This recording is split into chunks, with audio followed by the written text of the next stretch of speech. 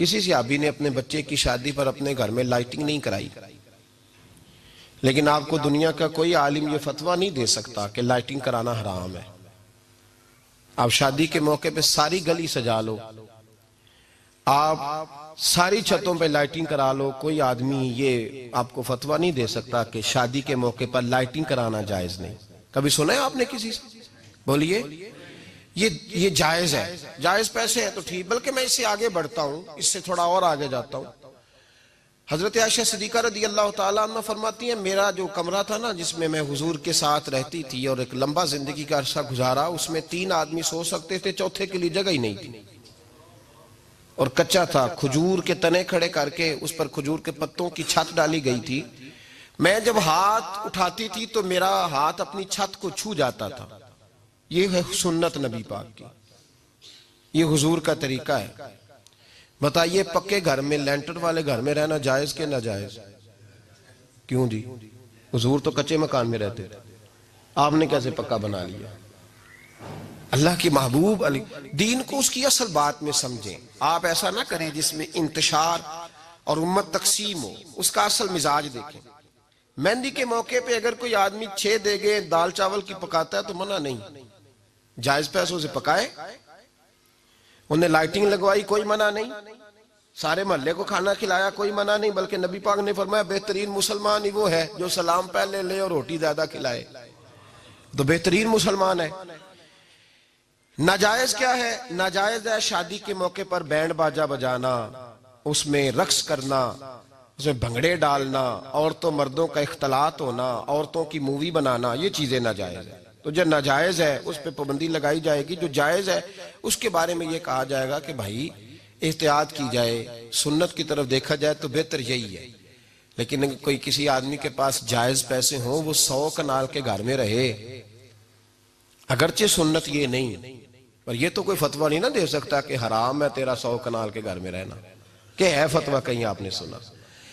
तो हमारे यहाँ तकलीफ का मामला ये है। देखे मेरे भाई, किसी भी सहाबी ने, बड़े दर्द के साथ बात कर रहा हूं और ये मेरा दर्द है, मैं दर्द से अपने दिल को, अपने ईमान को हाजिर नाजिर कह के बात कर रहा हूं। उम्मत बट जाती है हर मौके पे यार, हर जगह ही तकसीम हो रही है उम्मत मुस्लिमा। हर रोज कुछ ना कुछ फतवे ऐसे मिल जाते हैं जिसमें दरारें पड़ती हैं। किसी सहाबी ने किसी मस्जिद के अंदर इश्तिहार छपवा के ऐलान करा के दरसे कुरान कराया है कभी? सीरतुन नबी का जलसा, खत्म बुखारी, मदरसे का दस्तारे फजीलत का जलसा, आपने इश्तिहार पढ़े हैं ना? ये सारे मकातिब फिक्र के होते हैं कि नहीं होते? किसी सहाबी ने इस तरह, वो तो रोज दरसे कुरान देते थे, लेकिन इस तरह इश्तिहार छपवा के, पोस्टर लगा के, और मिस्र से किसी सहाबी को स्पेशल बुलवा के या यमन से बुलवा के मस्जिद के अंदर कभी दरसे कुरान के इज्तिमात कराए, सीरतुन नबी के जलसे, खत्म बुखारी के?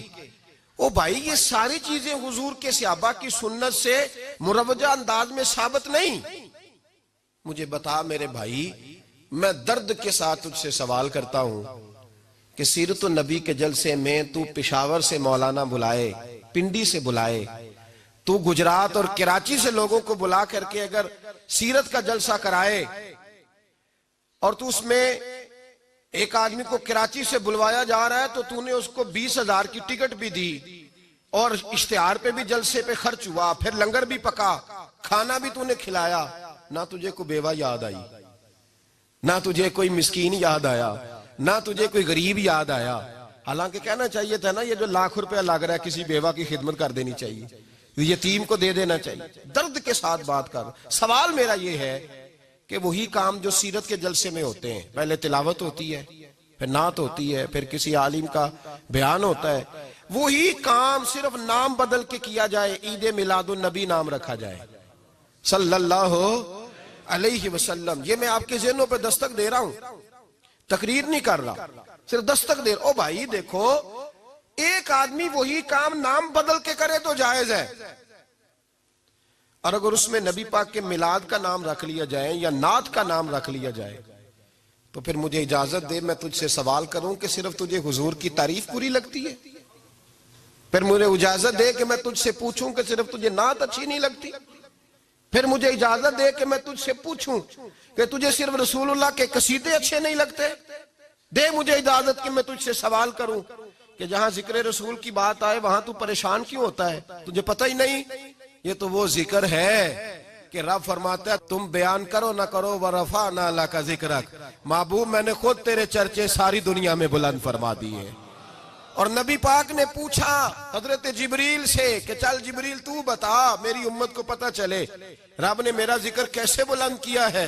तो जनाब जिब्रील कहने लगे महबूबा रब फरमाता है मेरे नबी से कह दे जहां जहां तेरे रब का जिक्र होगा वहां वहां तेरा भी जिक्र होता रहेगा। ये तो मोहताज ही नहीं किसी का।